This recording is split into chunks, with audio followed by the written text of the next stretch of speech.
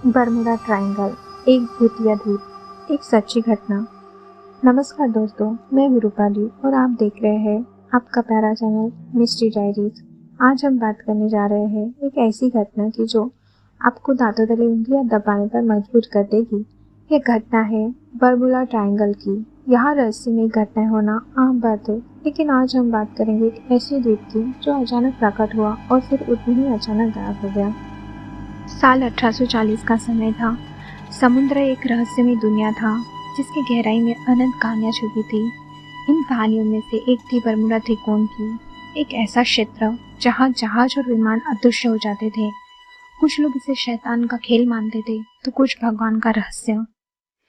कप्तान अजय सिंह और उनका जहाज इन रहस्यमय त्रिकोण का सामना किया। जहाज के नाविकों के चेहरे डर से पीले पड़ गए थे। कप्तान अजय सिंह हालांकि एक साहसी व्यक्ति थे, उन्होंने अपने दल को हिम्मत दी और आगे बढ़ने का आदेश दिया।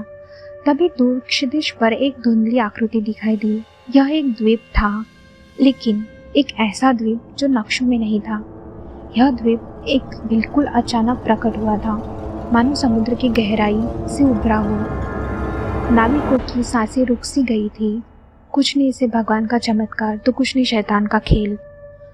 कप्तान अजय सिंह ने सावधानीपूर्वक जहाज को द्वीप के पास लाया।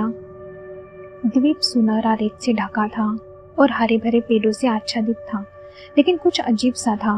द्वीप पर जानवर नहीं थे, पक्षी नहीं थे, और सबसे अजीब बात तो यह थी कि वो समय ही अलग चल रहा था। जहाज उतरकर द्वीप पर कदम रखते ही उन्हें ऐसा लगा कि जैसे वो समय की एक अलग दुनिया में गाए गए हैं।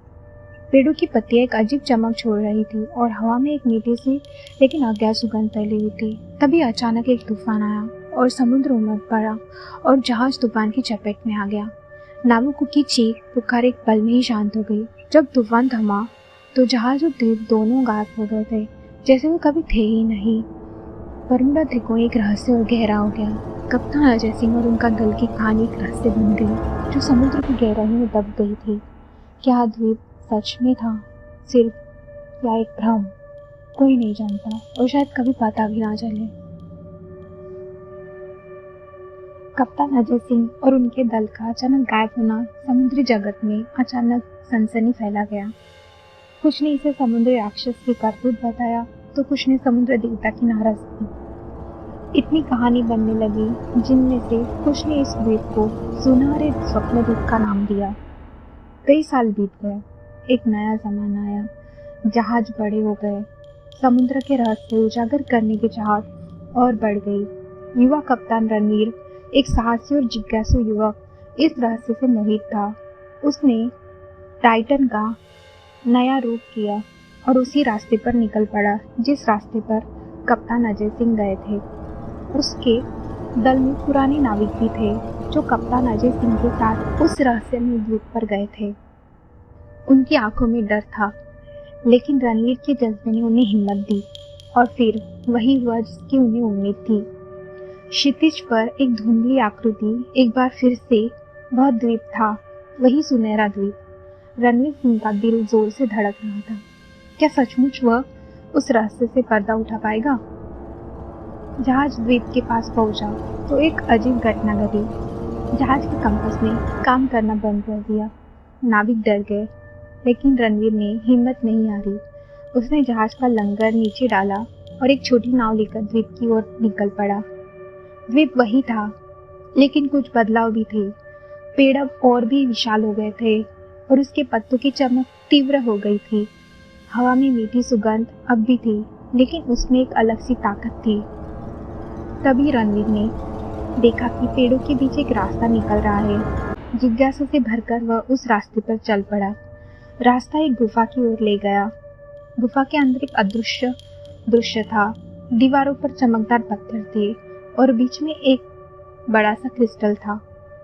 और भी कुछ हुआ था जो रणवीर के समझ से परे था। क्रिस्टल चमकने लगा और एक तेज रोशनी ने पूरी गुफा को भर दिया। जब रोशनी कम हुई तो रणवीर सिंह ने देखा कि उसके सामने कप्तान अजय सिंह खड़े हैं, लेकिन उनकी आंखों में एक अजीब सी चमक थी। स्वागत है रणवीर, कप्तान अजय सिंह की आवाज गूंजी। तुम उस रहस्य के करीब पहुंच गए हो जिसका पता लगाना इतना आसान नहीं है। और फिर अचानक सब कुछ अंधकार में डूब गया। जब रणवीर सिंह की आंखें खुली तो वह अपने जहाज पर था। द्वीप गायब हो गया था, जैसे वह कभी था ही नहीं। क्या ये सब सपना था, या फिर बर्मुडा ट्रिको ने एक बार फिर अपना रहस्य छुपा लिया था? आप क्या कहेंगे दोस्तों? प्लीज मुझे कमेंट सेक्शन में जरूर बताइएगा आपको क्या लगता है। और प्लीज लाइक और सब्सक्राइब जरूर कीजिएगा। Thank you.